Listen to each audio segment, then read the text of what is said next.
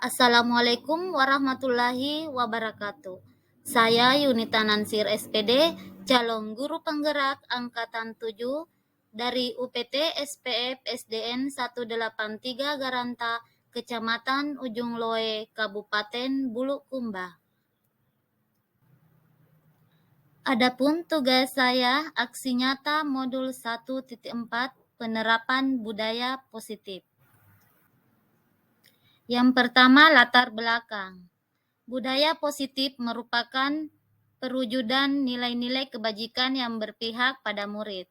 Memberikan pemahaman akan disiplin positif bagi murid sangat diperlukan karena sebagai pamon, kita berkewajiban menuntun dan memfasilitasi sesuai kebutuhan dan kodrat murid dalam mencapai nilai kebajikan yang sudah disepakati, yaitu profil pelajar Pancasila. Dalam menuntun dan mengembangkan murid secara optimal berdasarkan kodrat yang dimilikinya, maka guru perlu melakukan sebuah perubahan untuk menciptakan budaya positif di sekolah. Diharapkan nilai kebajikan yang diterapkan melalui budaya positif ini menjadi keyakinan yang akan menjadi motivasi intrinsik pada murid. Adapun tujuannya adalah penerapan budaya positif diharapkan menjadi pembiasaan baik pada murid sehingga menjadi karakter positif dan berbudi pekerti luhur. Dan kita lihat juga ada tolak ukur. Di sini murid terbiasa menjaga kebersihan, berbahasa yang santun, membiasakan budaya lokal, memberikan senyum dan sapaan hangat, dan menjaga toleransi. Adapun tindakan yang saya lakukan di minggu pertama, berkoordinasi dengan kepala sekolah terkait rencana tindakan yang akan saya lakukan. Tindakan yang dilakukan minggu kedua yaitu menyusun keyakinan kelas dengan melibatkan semua murid. Tindakan yang dilakukan minggu kedua yaitu menyusun keyakinan kelas dengan melibatkan semua murid. Tindakan yang dilakukan minggu kedua yaitu menyusun keyakinan kelas dengan melibatkan semua murid. Tindakan yang dilakukan minggu kedua yaitu menyusun keyakinan kelas dengan melibatkan semua murid. Tindakan yang dilakukan minggu kedua yaitu menyusun keyakinan kelas dengan melibatkan semua murid. Tindakan yang dilakukan minggu kedua yaitu menyusun keyakinan kelas dengan melibatkan semua murid. Tindakan yang dilakukan minggu kedua yaitu menyusun keyakinan kelas dengan melibatkan semua murid. Tindakan yang dilakukan minggu kedua yaitu menyusun keyakinan kelas dengan melibatkan semua murid. Tindakan yang dilakukan minggu kedua yaitu menyusun keyakinan kelas dengan melibatkan semua murid. Tindakan yang dilakukan minggu kedua yaitu menyusun keyakinan kelas dengan melibatkan semua murid. Tindakan yang dilakukan minggu kedua yaitu menyusun keyakinan kelas dengan melibatkan semua murid. Tindakan yang dilakukan minggu kedua yaitu menyusun keyakinan kelas dengan melibatkan semua murid. Tindakan yang dilakukan minggu kedua yaitu menyusun keyakinan kelas dengan melibatkan semua murid. Tindakan yang dilakukan minggu kedua yaitu menyusun keyakinan kelas dengan melibatkan semua murid. Tindakan yang dilakukan minggu kedua yaitu menyusun keyakinan kelas dengan melibatkan semua murid. Tindakan yang dilakukan minggu kedua yaitu menyusun keyakinan kelas dengan melibatkan semua murid. Tindakan yang dilakukan minggu kedua yaitu menyusun keyakinan kelas dengan melibatkan semua murid. Tindakan yang dilakukan minggu kedua yaitu menyusun keyakinan kelas dengan melibatkan semua murid. Tindakan yang dilakukan minggu kedua yaitu menyusun keyakinan kelas dengan melibatkan semua murid. Tindakan yang dilakukan minggu kedua yaitu menyusun keyakinan kelas dengan. Tindakan yang saya lakukan di minggu ketiga melakukan observasi dan pemantauan terkait keterlaksanaan kesepakatan kelas yang sudah dibuat. Kemudian, tindakan yang dilakukan pada minggu keempat, melakukan diseminasi atau berbagi praktik baik terkait pemahaman dan pengalaman penerapan budaya positif. Adapun dukungan yang saya butuhkan, yang pertama, dukungan dan support dari kepala sekolah. Yang kedua, peran aktif dari semua warga sekolah dan pihak yang terkait. Yang ketiga, berkolaborasi dengan dukungan dari para orang tua. Selanjutnya, mari kita simak diseminasi atau aksi nyata pemahaman dan pengalaman penerapan budaya positif yang telah saya lakukan terkait dalam video berikut ini. Bismillahirrahmanirrahim. Assalamualaikum warahmatullahi wabarakatuh. Yang terhormat Bapak Kepala Sekolah, yang terhormat rekan-rekan pendidik serta tenaga kependidikan UPT SPF SDN 183 Garanta. Terima kasih atas kesempatannya, waktunya untuk meluangkan. Jadi pada hari ini terima kasih sudah memberikan dukungan atau motivasi kepada saya sehingga bisa berada di pendidikan guru penggerak angkatan 7. Jadi di sini adapun tugas saya diseminasi modul 1.4 budaya positif. Jadi mungkin di sini Bapak Ibu mungkin sudah pernah kita biasa dengar masalah tentang apa itu budaya positif. Jadi budaya positif itu jadi kita perhatikan apa itu budaya positif. Budaya positif adalah suatu pembiasaan yang bernilai positif, di mana di dalamnya adalah merupakan sejumlah kegiatan-kegiatan yang mampu menumbuhkan karakter murid. Budaya positif di sekolah sangat penting dalam mengaplikasikannya nilai-nilai atau keyakinan sekolah yang berpihak pada murid agar mereka dapat berkembang menjadi pribadi yang kritis, penuh hormat dan bertanggung jawab sesuai dengan profil pelajar Pancasila. Jadi mungkin kebiasaan-kebiasaan kita ini mungkin sudah biasa kita laksanakan, tapi ada lagi namanya berubah, namanya kita harus terapkan kepada anak-anak kita, yaitu budaya positif. Jadi supaya anak-anak itu di sekolah bisa mengaplikasikannya dengan keyakinan masing-masing. Jadi di sini kita lihat ada profil pelajar Pancasila. Jadi profil pelajar Pancasila itu ada 6. Ya.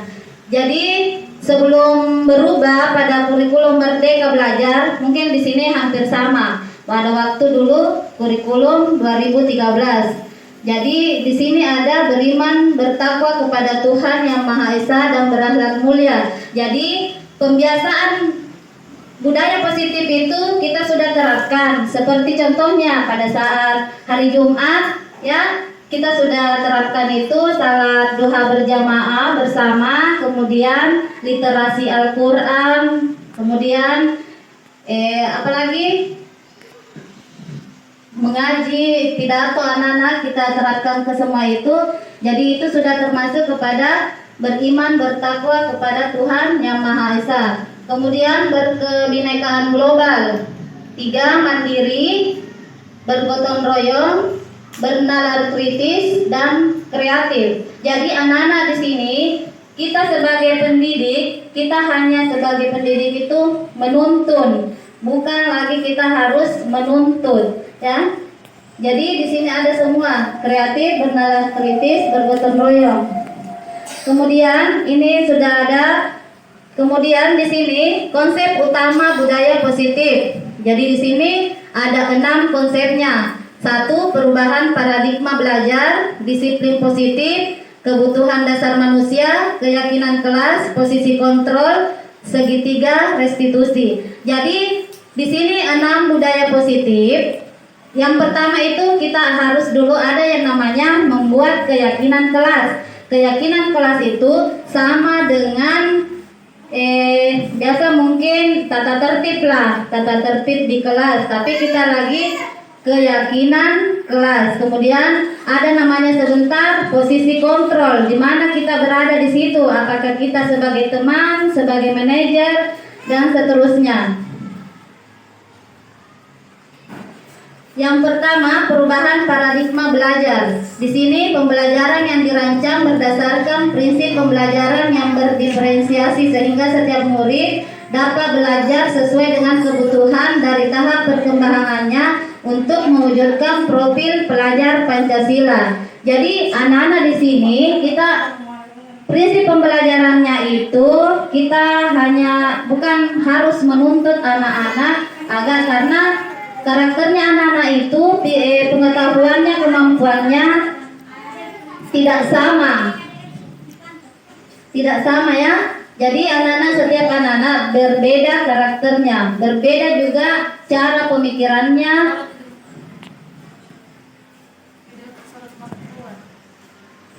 Ya, di sini disiplin positif.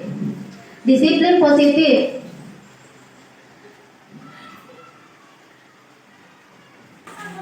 Ya, kemudian yang kedua, disiplin positif. Jadi di sini ada pertanyaan pemantik. Apakah Anda setuju dengan pernyataan ini? Jadi 1, hukuman dapat mendisiplinkan anak. Apakah Bapak Ibu setuju? Setuju atau tidak? Yang nomor 1, hukuman dapat mendisiplinkan anak. Ya? Tidak setuju. Ya, jadi sebentar kita lihat videonya. Kemudian nomor 2, pemberian hukuman dengan hal positif seperti membaca atau membersihkan halaman sekolah dapat meningkatkan disiplin anak. Setuju atau tidak? Ya, karena selama ini kadang kita lakukan ya, berikan kepada anak-anak hukumannya seperti ini. Kemudian yang ketiga, memberi penghargaan dapat meningkatkan motivasi belajar anak. Ya, jadi sejenis penghargaan ini seperti contohnya kayak kita kasih ketika dia mendapatkan juara-juara, kita kasih penghargaan seperti sertifikat. Ya. Ya, kemudian disiplin positif di sini dimaknai menjadi sesuatu yang dilakukan seseorang pada orang lain untuk mendapatkan kepatuhan. Kemudian disiplin positif, salah satu cara penerapan disiplin yang bertujuan untuk menumbuhkan kesadaran serta memberdayakan anak untuk melakukan suatu tanpa sogokan, ancaman maupun hukuman. Jadi kadang anak itu, saya kasih satu contoh di kelas. Ketika ada anak yang tidak mengerjakan PR, biasa ada terjadi. Dia suruh temannya meniru. Yang selesai tugasnya, kemudian meniru, kemudian temannya berkata, kasih lihat kak tugas tak, sebentar ku kasih ki uang. Biasa terjadi. Ya, berarti itu namanya kayak sama dengan sogokan ya. Karena dia dikasih sogokan, dikasih sebentar uang supaya anak itu dikasih nyontek tugasnya. Ya, konsekuensinya tindakan atau akibat dari suatu perbuatan yang telah dilakukan. Tujuan pemberian konsekuensi untuk memberikan rasa tanggung jawab kepada siswa sehingga muncul kesadaran akan tanggung jawab dalam diri, sehingga disiplin lahir dalam diri tanpa ada paksaan. Jadi sama kita sudah alhamdulillah sama dengan di sekolah, dengan adanya budaya positif setiap pagi tanpa anak-anak kita disuruh, alhamdulillah mereka sudah bisa membersihkan sampai mulai dari dalam kelas sampai di pekarangan sekolah tanpa disuruh. Berarti sehingga anak-anak itu disiplin sama dengan ketika kita upacara ya. Jadi biarkan anak-anak kita berikan sebuah konsekuensi bagaimana caranya supaya anak-anak itu tidak ada paksaan sehingga dari dirinya sendiri itu terlahir dirinya bahwa oh saya salah, saya harus disiplin. Kemudian kebutuhan dasar manusia ada 5: bertahan hidup, kasih sayang dan rasa diterima, kebebasan, kesenangan, penguasaan. Jadi keyakinan kelas di sini salah satu disiplin positif yang bisa kita terapkan dalam membangun budaya positif di sekolah. Jadi Bapak Ibu, saya contohnya di sini keyakinan kelas. Kita dulu bersama-sama siswa di kelas membuat suatu keyakinan kelas. Contohnya di dalam kelas kita harus menjaga kebersihan di dalam kelas. Kemudian contohnya lagi menghargai pendapat teman. Itu semua contohnya keyakinan kelas. Ketika selesai semua anak-anak menuliskan keyakinannya, jadi dia yang dari dirinya sendiri apa menurutnya yang bagus di dalam kelas untuk keyakinan kelas tak. Jadi sebentar kita kumpul, yang mana di situ kita sepakati minimallah 5 atau 6. Kemudian di sini ada posisi kontrol. Jadi sebagai pendidik di sini kita posisi kontrol tak, kita berada di mana? Apakah di penghukum, pembuat merasa bersalah, sebagai teman, sebagai pemantau, atau sebagai manajer? Ya, jadi di sini kita ada namanya itu posisi kontrol ya. Ya, jadi baik Bapak Ibu, di sini kita lihat, jadi kita perhatikan videonya. Di antara 5 tadi posisi kontrol. Ya, kita simak bersama-sama.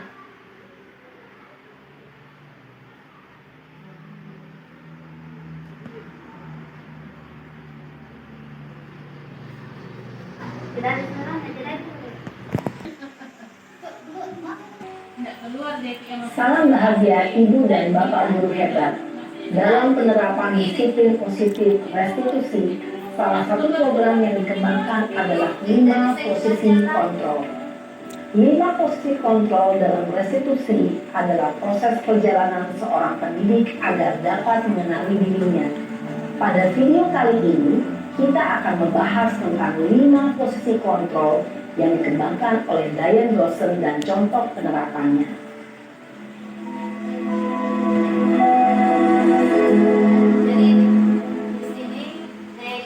Lima posisi kontrol itu adalah 1. Posisi penghukum, 2. Posisi pembuat merasa bersalah, 3.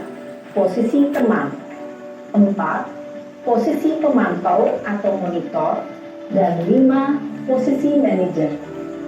Untuk lebih memahami kelima posisi tersebut, mari kita saksikan kasus Naren yang terlambat hadir 20 menit di sekolah dan melihat bagaimana kelima posisi kontrol dalam menghadapi masalah tersebut.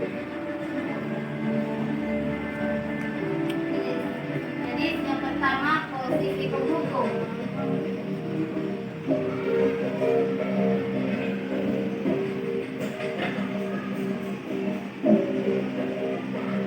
Naren, sini kamu. Selamat pagi, Bu. Selalu terlambat. Kamu deh, pasti terlambat. Maaf, Bu. Saya Apa? Apa coba? Alasan kamu apa lagi? Kapan sih kamu tidak terlambat? Malas sekali ya kamu jadi anak.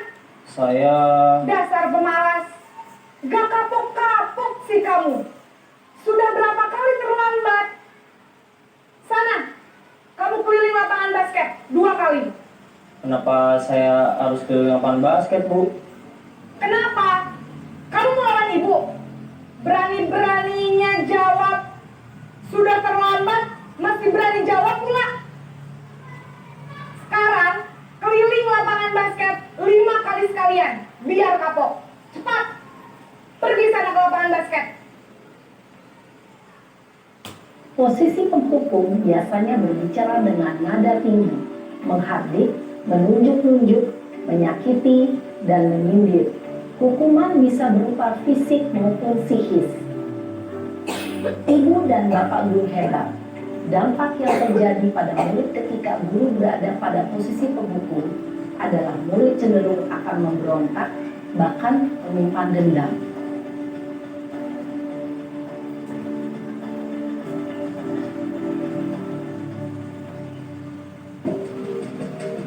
Posisi membuat merasa bersalah. Jadi 5 tadi tersebut terjadi yang kedua ini. Terlambat lagi. Naren, Posisi merasa bersalah. Selamat pagi, Bu. Naren. Kamu kenapa terlambat lagi, nak? Ya Tuhan, Naren. Kamu senang ya bikin ibu susah ya? Kalau kamu terlambat lagi, nanti ibu yang ditegur bapak kepala sekolah, nak. Disangka ibu tidak bisa membina kamu. Duh, gimana ini? Maaf, Bu. Duh, Gusti Naren. Kamu suka ya kalau ibu ditegur bapak kepala sekolah? Terus, sekarang ibu harus tulis apa ini di buku absen? Ini kamu sudah sering terlambat loh. Ibu harus apa coba? Maaf, Bu.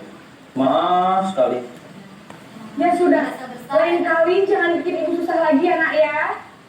Ibu tidak akan kuat lagi kalau kamu begini terus. Bisa jantungan kalau ibu ditegur bapak kepala sekolah. Sana cepat ke kelas. Maaf ya, Bu. Maaf sekali. Posisi pembuat rasa bersalah berbicara dengan nada tenang, cenderung lembut. Namun kata-kata yang diutarakan membuat murid merasa menjadi orang yang gagal, memandang buruk dirinya sendiri, merasa tidak berharga, dan tidak sanggup membahagiakan orang lain. Ketika guru mengambil posisi pembuat rasa bersalah, murid akan menganggap dirinya yang bersalah dan ia akan menyimpan emosi negatif tersebut di dalam dirinya.